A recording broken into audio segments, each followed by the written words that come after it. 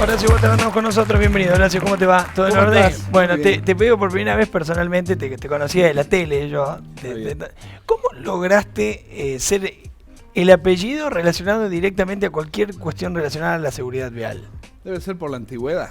Hace 33 años que trabajo en el tema seguridad vial. Empecé incluso a trabajar antes de recibirme de abogado, justamente porque hicimos un curso de especialización en criminología y había que buscar un tema como tesis final que generara un tema que podía ser una conducta delictiva, una conducta antisocial. Perdón, ¿vos qué estabas estudiando? Abogacía. Abogacía.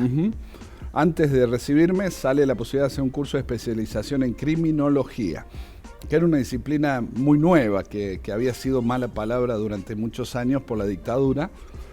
Y con el regreso de Hilda Marchiori a la Argentina y a Córdoba hicimos un curso de 2 años y había que hacer una tesis final de una conducta o de un delito que causara un gran perjuicio a la sociedad, pero que paralelamente no generara reacción social importante en la sociedad. Es decir, en términos fáciles y no criminológicos, algo que afectara mucho a la sociedad, pero que la sociedad no se daba cuenta. Y vos dijiste un accidente de tránsito. Exactamente, eso fue y después de 33 años sigue siendo lo mismo. Hoy tenemos mucho miedo a la inseguridad física o inseguridad de nuestros bienes, pero no a la inseguridad vial. Eso no ha cambiado. ¿Y por qué mucho. crees que eso es así? ¿Por qué no cambia? Porque ¿Somos unos inconscientes? No creo eso. Esa sería la respuesta fácil. Nosotros tenemos una sociedad donde la respuesta fácil es que la culpa es siempre de la víctima o la culpa es de los involucrados, es decir, y yo soy distinto a los involucrados. Yo creo que esa es la forma de simplificar las cosas que no acepto. Yo soy de los que creo que hoy, ¿qué es la seguridad vial? Es lo que hay que saber para no sufrir un accidente. Y en términos prácticos, para doña Rosa, para don José, que son los que tienen que saber seguridad vial tanto como vos o yo, es muy difícil si no se le acercamos. La seguridad vial además la escribimos los abogados normalmente en las leyes, claro. Y las leyes son tremendamente complejas y de muy difícil acceso por el ciudadano común. ¿Pero y quién decide no acercárselas? ¿Y por qué? No, ni siquiera creo que haya una decisión. Incluso yo tengo algunas críticas también. Yo me voy a un congreso en España donde voy a llevar algunas críticas de lo que se hace en educación vial en otros países, no solo en Argentina. Yo creo que nos hemos quedado en creer que los que hacemos seguridad vial somos buenos educadores viales, somos buenos comunicadores. Y eso no es una así. Cosa no tiene que ver con la otra. No tiene nada que ver con la otra. Por eso yo soy de los que promuevo, y tal vez uno de los pocos que promuevo, que la educación vial es una tarea docente, en donde lo que tengo que hacer es formar técnicamente al docente en seguridad vial y dejar que el docente determine cuál es el mejor abordaje para bajarlo al destinatario, sea un adulto, sea un niño, sea un adolescente. Esa discusión la tengo a nivel internacional. Acabo de leer un comentario de alguien importante en España donde decía que la educación vial estaba bien con los guardias civiles de tráfico y bueno, y nosotros copiamos mucho ese modelo. Nosotros creemos que la policía, los policías de tránsito, como saben, los controles. Exacto, saben de controles, seguridad vial, pueden darle educación vial. Y yo creo que eso es un error. ¿Y a dónde debería estar la educación vial? En todos lados. En todos lados. La educación vial. ¿Y por qué no está en todos lados? Y porque creo que no hay mucha gente que se haya especializado, que haya profundizado este tema, para poder hablar de seguridad. ¿Pero por qué nadie se profundiza? ¿No paga estar especializado en esto? No, creo que es un tema que no se ha descubierto o se improvisa mucho. A mí me toca ver muchos lugares donde hay gente que habla de seguridad vial y nunca estuvo en un accidente de tránsito, nunca estuvo en las discusiones normativas, nunca habló con una persona que acaba de sufrir un accidente para que le cuente por qué es lo que pasó. Es decir, hoy para poder hablar de educación vial tenés que tener a alguien que sepa de seguridad vial, y la seguridad vial no es solo las normas de tránsito, la seguridad vial es mucho más amplio, es lo que hoy llamamos los hábitos seguros, que son mucho más completos. Me quiero meter en algo, acá me trajiste tu libro, que te lo quiero agradecer, el ABC de la seguridad vial, y justo lo tenía estalqueado para arrancar con esto. Y te quería preguntar a vos, ¿cuál es el ABC de la seguridad vial? Esas cosas que vos decís, che, estos son los 3 puntos clave, de acá no te podés mover. El ABC, tal vez después de muchos años, no es que el primer día que empecé a trabajar se me representó. El ABC de la seguridad vial hoy es conocer los riesgos del tránsito.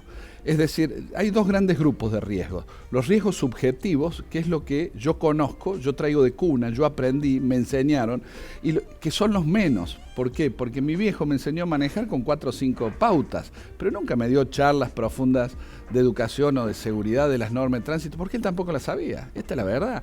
¿Cómo se aprende hoy los millennials? Igual que aprendí yo hace 45 años a manejar, con el padre, el tío, el abuelo, el vecino, el novio, la novia, que le da ciertas clases para aprender ¿qué cosa? Automatismo del tránsito. Nada más que eso. Aprendemos cómo largamos despacito el embrague para acelerar. ¿Solo en Argentina o en el mundo? No, el mundo ha cambiado, porque el mundo, para poder ir a rendir un examen, tenés que hacer un curso de 2, 3, 4 meses, en donde vas a tener una intensa formación, pero además el Estado, desde tal vez de la primera edad que pueda, trabaja en una difusión permanente de las normas de tránsito. El otro día, te doy un ejemplo, el otro día estaba dando una charla para choferes de ambulancia en una provincia argentina. Después que oí la charla, ¿qué le enseñábamos? Primero, cuáles son las exigencias para conducir un vehículo de emergencia, qué dice la ley, cómo se entiende la ley, qué dicen los jueces cuando hay un accidente. Cuando terminó la charla, vinieron varios de estos choferes de toda una provincia, ¿no? Y me dijeron, doctor, yo no sabía que tenía que tener una licencia especial para manejar el vehículo de emergencia. Y a partir de eso, no sabía a qué tenía derecho, a qué tenía obligación, cómo fallan los jueces. Entonces... Perdón, ¿la justicia es muy permisiva con los accidentes de tránsito? Tengo la sensación de que salgo a la calle, cometo un acto de imprudencia, mato a la señora que estaba cruzando la esquina y no me pasa nada. Es que ¿Cuántos de cada 10 tipos van presos por quitarle la vida a alguien en el marco de un accidente de tránsito con culpa, no con dolo, claramente? Mirá, yo te voy a decir que a esta altura qué es lo que pienso.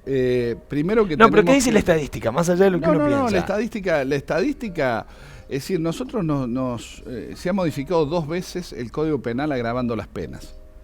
El problema es que el Código Penal por sí solo no resuelve los problemas. Necesita una política ayornada a esta situación. Hoy tenemos crisis en todo el sistema carcelario. Y hoy tenemos, imagínate, calculando bajo, 6.000 muertos por año en la Argentina. Por lo cual, si a todos los accidentes de tránsito, imagínate que tengamos 6.000 causas. Y si a 6.000 conductores, que pueden ser 12.000, porque a veces pueden ser que los imputen a los dos, a veces hay culpa compartida en un accidente, imagínate que todos los años sumemos 12.000 al sistema carcelario, en una cárcel que no tenemos forma de reinsertar, no es una cárceles que no tenemos casi lugares para incorporar gente. La solución de mandarlo a la cárcel a nuestros conductores, ¿es lo que va a prevenir el próximo accidente? La respuesta es desde ya, te la digo, no. No, porque si no, fíjate vos, tenemos una de las peores penas para el femicidio y tenemos récord de femicidio. Aquellos que creen que el derecho penal educa no entendieron nada de educación. Y esto te lo digo con mucho respeto. La educación es una cosa más compleja y el tránsito... Pero a ver, mira lo que te digo, Horacio. Pero déjame terminar esta idea. Yo llevo intervenido, no soy un teórico, más de 25.000 accidentes con víctimas. Te puedo decir una cosa que es muy fuerte. Nunca encontré, yo siempre entrevisto a las personas involucradas para hacer mi dictamen y determinar qué pasó, cómo pasó y quién tuvo la culpa. Nunca encontré una persona que me diga, yo salí con ganas de atropellar a alguien que se me cruzara. Nunca encontré a alguien que dijera, yo me imaginé que hoy me iban a atropellar. ¿Qué te quiero concluir con esto? Si nadie quiere matar y nadie quiere morir en los accidentes de tránsito, ¿por qué tenemos semejante datos? La respuesta para mí es lo que te quise decir al principio. Si nosotros tenemos una sociedad donde no percibe los riesgos del tránsito, vos percibís algunos, pero hay muchos más que te podría dar ejemplo. Entonces, si tenemos una sociedad donde no percibe, no se da cuenta que un casco que no es el que corresponde, que no se lo abrocha, no se lo ajusta, no sirve, llega al piso en la mitad del tiempo de casco, no entiende para qué le exigen que se ponga algo en la carpeta. Hace falta que la persona, de alguna manera, yo tengo una anécdota que pero déjame que te observe esto, para que no quiero que irme de justo la consigna que planteas, que me parece que abre una polémica. Vos decís, el derecho penal no educa. Sin embargo, la estadística dice que en Córdoba, desde que las multas por consumo de alcohol al volante cuestan una locura, mucha más gente ha tomado conciencia por lo menos de no tener que tomar alcohol y manejar. Me pasa con mis amigos, me pasa con mi familia, o sea, lo veo, no me lo contó nadie. ¿Qué decís al respecto de eso? No, que tenemos caminos mucho más sencillos. Los millennials hoy, sobre todo el desafío de los millennials, no es tan así. Yo sigo viendo accidentes con alcohol. Por eso yo no digo que desaparezca. Yo digo, la estadística me dice... Muchos. mucho más de lo que te imaginas tú. Es decir, es cierto que hay una parte importante de la sociedad que ha cambiado. Hemos tenido hace poco un accidente de un conductor profesional con 3 gramos de alcohol. Es decir, está claro que generan cambios. ¿Sabes hasta cuándo dura el cambio? Hasta que entiendo en qué lugares siempre me controlan. Mientras no haya controles aleatorios, permanentes, en distintos horarios, en distintos lugares, en distintas formas, tenés un primer efecto que es positivo, pero después cuando se acostumbra se baja. En cambio, la persona que entiende el problema, lo asume y está convencido, no hace falta el derecho penal. Es decir, yo te voy a dar un ejemplo. Yo manejo 6.000, 7.000 kilómetros por mes. Pregúntame, ¿cuántas veces me hicieron control de alcoholemia en ruta? ¿Cuántas veces? Ninguna. ¿Por qué? ¿Te conocen ya de usted va a estar? No creo que usted tome alcohol. Esa sería buena, pero no es esa. No, nunca me tocó pasar por los controles. ¿Y qué significa eso? El gran control, los franceses dicen que yo debo controlar por año el equivalente mínimo del 10 al 15% del total del parque automotor. Cuando a mí me dicen el fin de semana controlamos 20 autos, 50 autos, en un parque automotor como el nuestro, es no haber controlado nada. Pero nos estamos yendo a la puesta en práctica. ¿Qué te quiero decir? El derecho penal nunca cambió la sociedad. El derecho penal acompaña los cambios. Lo que yo propongo es cierto, un derecho penal que funcione bien. Yo coincido con vos, los jueces no resuelven en tiempo y forma los accidentes. No significa, no estoy hablando que condenen siempre, porque hay muchas veces que, por más que la gente se enoje, la condena o la absolución están bien. El problema es cuando la sociedad cree que vamos a prevenir accidentes buscando culpables. La única prevención que funciona es buscar causas. Yo te doy un ejemplo. Hace menos de 2 meses tuvimos un accidente en donde murieron 15 abuelos en Tucumán que iban a descansar. En un accidente absolutamente menor, en donde claramente, y lo ratifiqué el otro día que estuve en Tucumán, las muertes, porque todos iban sin cinturón, salieron despedidos y fueron aplastados por el ómnibus, a una velocidad muy baja. Y yo te pregunto, ¿está en la obligación de circular con cinturón en ómnibus? Sí. Y entonces, hoy me contaba bien un amigo de Uruguay. Me contaba que hubo un accidente de un ómnibus Uruguay donde murió el chofer, murió la azafata, el chofer le amputaron las 2 piernas y los únicos 3 pasajeros lesionados, fíjate lo que te voy a decir, eran que no tenían el cinturón y los 3 eran argentinos. Es decir, yo lo que creo es que el derecho penal se debe ocupar de los culpables y nosotros como sociedad debemos buscar las causas, porque si nosotros no trabajamos en la causa, no hacemos prevención para el futuro. Si yo no le digo a los padres en un viaje de estudio que me toca trabajar en escuelas secundarias, que por favor a los chicos, ¿no? A los chicos, que recuerden esto y le muestro cómo funciona, cuáles son los riesgos, le explico cuáles son los lugares más peligrosos del ómnibus, si no le damos la oportunidad de aprender, nadie se cuida. Es decir, el éxito de las campañas que tiene que ver con las cuestiones sanitarias, el SIDA, el dengue, ¿cuál es el éxito? Decirte cómo se produce esta enfermedad, cómo se transmita y cómo se combate. Pero Horacio, y yo déjame te pregunto, que te diga esto. La seguridad vial. Pero Horacio, pará. La gente se cuida del SIDA y empezó a usar preservativos cuando le dijeron que el SIDA mata. ¿Y seguro? No. Con eso le dijiste el resultado, pero no le dijiste cómo lo evito. ¿Quién sabía que la odontología? Lo que te estoy diciendo no, pero lo que te es quiero que decir, no basta decir si que el accidente mata. Si yo vos te digo, no, es que el problema no es que el accidente mata, porque la gente evidentemente no tiene demasiado amor propio. A mí no me preocupa. No, yo no coincido. Yo no creo que sea un problema de la gente. Nadie te dije una cosa que tal vez se pasó por ¿Por qué alto. alguien no se pone el cinturón? Porque todas las personas que están mirando del otro lado... Hace 20 años que maneja y nunca le pasó nada. Es decir, yo tengo que generar... Bueno, esa es la razón por la que muchos tienen sexo sin preservativo, pensando que a ellos no les va a pasar. Yo te doy un ejemplo. ¿Vos manejas? Sí, claro. Sí. ¿Cuántos años hace? Y empecé a los 18, tengo 33. Bien, te hago una preguntita. ¿Vos sabés qué es un semáforo? Claro. ¿Cuántos mensajes me puede dar un semáforo? 3, 4, 5, 6, 0, 1. ¿Cuántos mensajes distintos las distintas luces del semáforo me pueden dar? Y 2. Yo utilizo 2, rojo y verde. Fantástico. Estás equivocado. ¿Por qué? Porque son 5. Una cosa es la luz, no quiero entrar en detalles. Una cosa es la luz roja, otra cosa es la luz amarilla, otra cosa es la luz verde, otra cosa es la luz amarilla intermitente y otra cosa es la roja intermitente. No es para mostrarte un error. ¿Cuántos no sabemos? Te hago otra pregunta. Claro.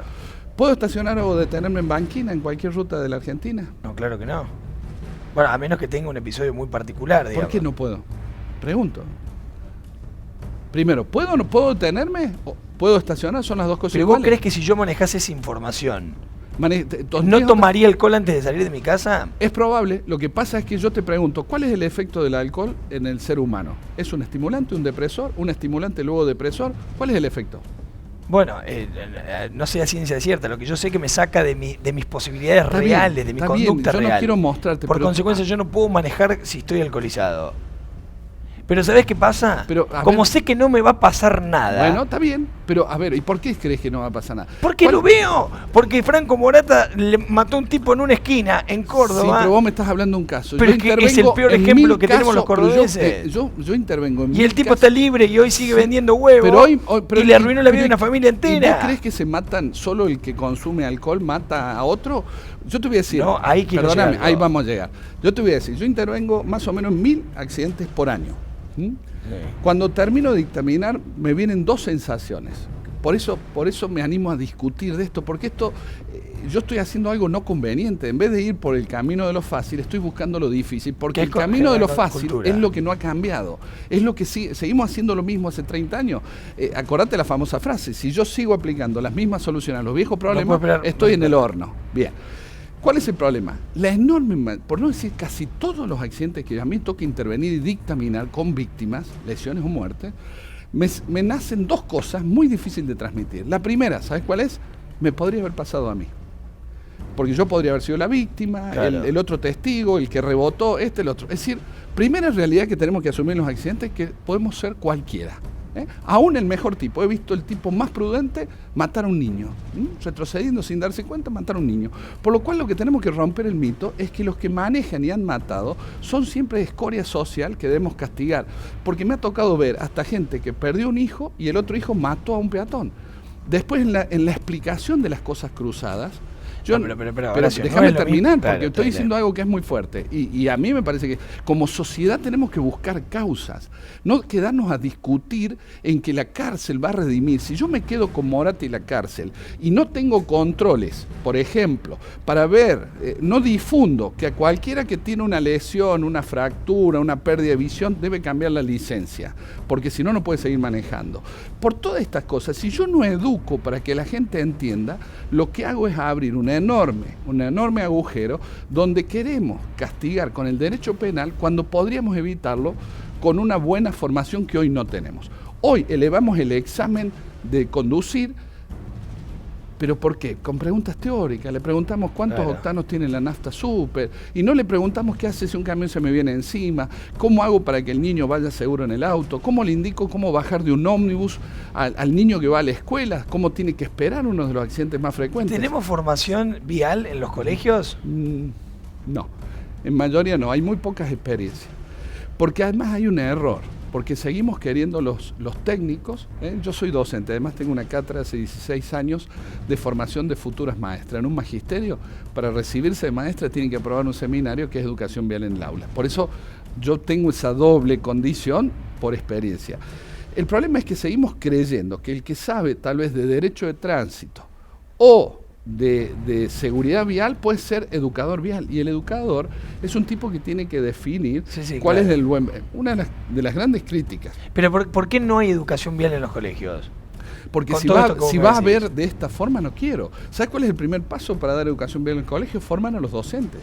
Yo tengo una experiencia que te conté en Sunchales, me toca coordinar un parque temático de educación vial en Sunchales, donde los docentes son 8 docentes, 4 docentes de nivel primario, 3 docentes jardineros, maestras jardineras de nivel inicial y un profe para chicos con capacidades especiales, formados en seguridad vial. Esto es una experiencia única en Iberoamérica, no existe ni en España.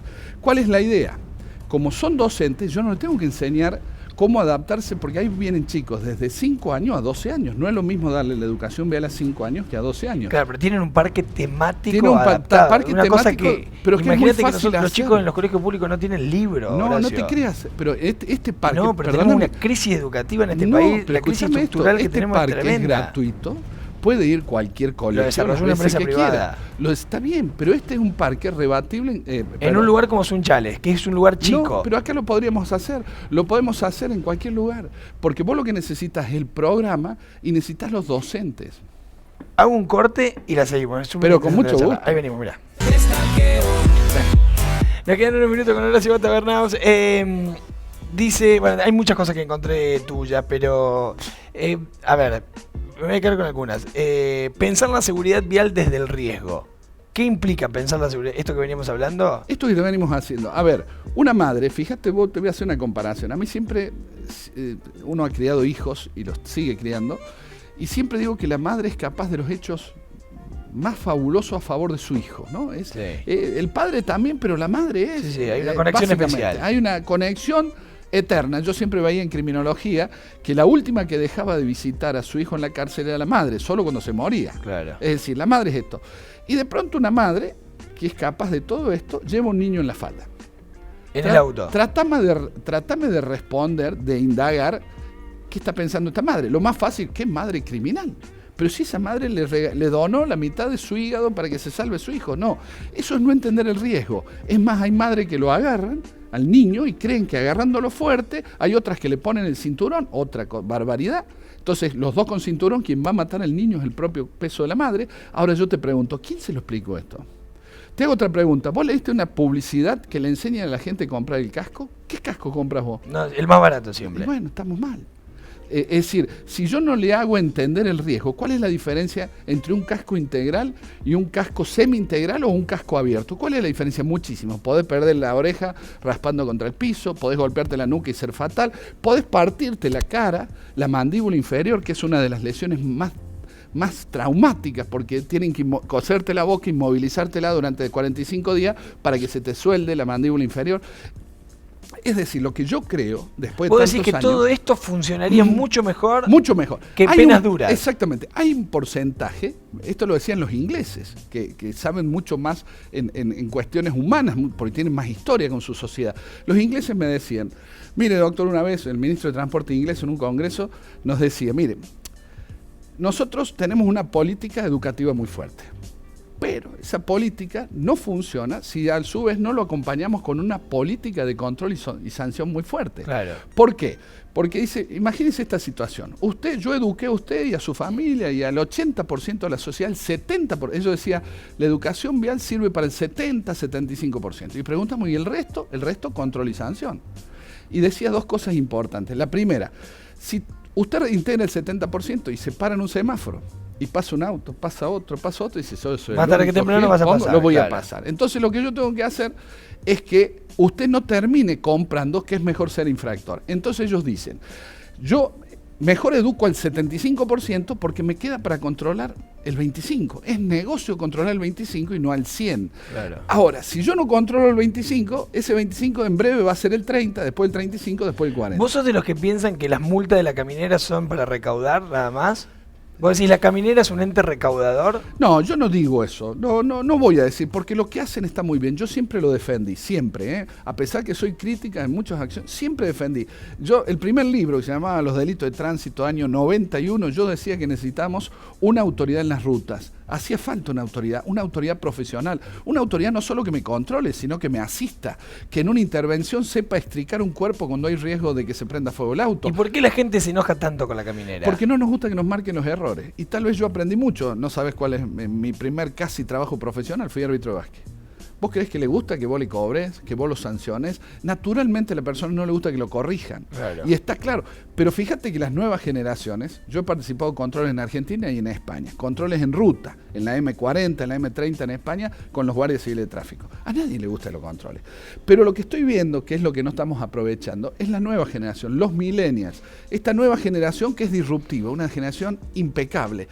Aunque los adultos no lo entendamos, pero ellos representan una evolución de todos nuestros errores, de los errores de creer aquello que teníamos paradigmático. Yo trabajo siempre en la empresa y con la empresa voy a crecer, hasta que un día a los 30 años de trabajo le pegaron una patada, le dijeron, no tenés más trabajo, el hijo lo vio, nos vamos a casar por la vida eterna. Hoy los chicos dicen, ¿vos crees que ellos tienen la capacidad de cambiar? Ellos tienen la ecología incluida, tienen la justicia Y yo el otro día hablaba con ellos, yo trabajo mucho con los millennials en los cursos en todo el país, y yo hablaba con ellos y en el análisis político eran fantásticos. Decía, no, este me prometió esto, hizo todo al revés, listo, no lo voto. Es decir, creo que los que más han cambiado los votos son estos millennials que le dieron el voto a alguno o a otro y que hoy no lo van a mantener. Los millennials no especulan como nosotros. A ver, quería decir que tengo muy poco tiempo. Sí, por favor. Bueno, lo que veníamos hablando, no alcanza con endurecer penas. Programa mi primera licencia. ¿Tiene que ver un poco con esto? Esto de los millennials es una experiencia maravillosa. Yo he estado con auditorios de... ¿Acá le damos una licencia a cualquiera? Yo creo que es una licencia que no garantiza, digo, acá y en la Argentina. Pero en Argentina maneja cualquiera. Sí, en Argentina maneja cualquiera. Puede manejar cualquiera. Eso el problema es muy peligroso. Pero accede a la licencia, yo quiero diferenciar. Maneja cualquiera, sí, he visto gente manejando en condiciones, yo vengo de Formosa y Chaco, es decir, no me cuentan qué es la Argentina. La licencia que hoy otorgamos no es la licencia que a mí como ciudadano me dejaría tranquilo. Es decir, si yo la licencia le tomo 10, 20 preguntas y le hago estacionar el auto y no mucho más que eso no es la licencia que hoy se exige en Europa. ¿Está claro? Hoy la licencia que se exige en Europa está cambiando de nuevo el sistema. Están volviendo a algo que yo vengo sosteniendo. No puede ser que yo aprenda virtualmente. La seguridad vial se enseña personalmente. Claro. Yo tengo que enseñarte los riesgos. Yo tengo que decirte, por ejemplo, vos no te podés bajar. Acá tuvimos 2 accidentes hace un poquito tiempo de personas que se bajaron por algún desperfecto. Si acá me hubieran enseñado, por eso te pregunté la banquina no es para estacionar ni para detener. Sí, la banquina es para cuando no podés avanzar. Ahora, para no poder avanzar tenés que hacer una serie de cosas que nadie les enseñó. ¿Dónde pongo el triángulo reflectante? ¿A 2 metros? ¿A 3 pasos? ¿Adelante? ¿Atrás? Nadie enseña las cosas que tiene la seguridad vial. La seguridad vial que aporta. Permanentemente trabajamos para ver cómo evitamos accidentes. En una moto, ¿puede subirse por la derecha o por la izquierda o hay que ver cómo es el caballo? Bueno, pero perdón, en conclusión, vamos a llegar al final de la nota. Sí. Y la conclusión es que estamos igual que cuando arrancamos. ¿Qué hacemos mientras tanto? El Estado no tiene pensado invertir, claramente. En materia de educación vial estamos muy lejos, no hay educación en las escuelas y no creo que haya todavía ningún ánimo, a menos que alguien escuche esta nota y lo quiera hacer. No hay educación vial, perdóname. La educación vial hoy es una educación para el hacer. Yo si le voy a dar educación vial en la escuela a un chico de 6º grado, de 4º grado, voy a pensar en los problemas de seguridad vial que tiene el chico. No le voy a dar alcohol, drogas, velocidad. Sí, le voy a dar cruzar años. La calle, salir de la escuela, venir en transporte escolar. Bueno, pero hoy no está, Horacio. No está. ¿Qué hacemos entonces mientras tanto? ¿Seguimos lamentando víctimas? Te puedo decir una que es visibilizar el problema, hablar en familia el problema. Nosotros hoy nos ha pasado accidentes que el adolescente le llama al padre porque se ha quedado solo en el boliche y el padre dice, volvete como puedas. Y cuando se volvió tuvo un accidente. Es decir, lo que yo estoy planteando, es muy duro que estoy contando, pero pasan estas cosas. Lo que tenemos que hacer es visibilizarlo, hablar de eso. Los primeros tiempos que son los que nos quitan el sueño de nuestros hijos saliendo de noche. Acabo de ver un accidente tristísimo, una parejita de novio en el sur, San Basilio, creo que 19 y 17 años se estrellaron contra un árbol. ¿Qué le hablamos de ello de seguridad vial? Nosotros tenemos que empezar a hablar de la familia. Tenemos que preocuparnos, visibilizarnos, hablar. No es cuestión... Hay padres que le compran la moto en el cumpleaños de 15 porque creen que es el mejor regalo, es decir, y después se mata la niña y que se derrumba el matrimonio porque después aparecen las críticas cruzadas. Vos le compraste la moto, yo no quería. Es decir, hoy la seguridad vial mata más que la violencia. O sea, pero el resumen sería empezar por la familia, por lo menos ahí. Visibilizarlo, hablemos, investiguemos, preguntémosle a nuestros hijos. Te iba a decir, primera licencia, los chicos son fantásticos. ¿Sabes qué me dicen los chicos? Con esto termino. Los chicos me dicen, no tanto gre, dígame 3 cosas, doctor. Y esta es la clave que yo vengo peleando, porque los adultos no lo entienden. Los adultos quieren que los chicos se adapten a nosotros. ¿Y eso cuáles son las 3 cosas? Primero, ¿qué debo hacer? ¿Qué tengo que hacer? ¿Por qué? ¿Por qué tengo que hacer esto y para qué? Si usted me convence, yo lo hago. Gracias, Horacio. Un gustazo. Impecable, podremos hablar largo y tendido. Horacio Batabernaus, el especialista, el número 1 en materia de seguridad vial. Bueno, ojalá esto sirva para que por lo menos algunos de todos ustedes y nosotros incluso tomemos algo de conciencia. Nos vemos en la próxima, chao. Tu vida al alcance de mis dedos.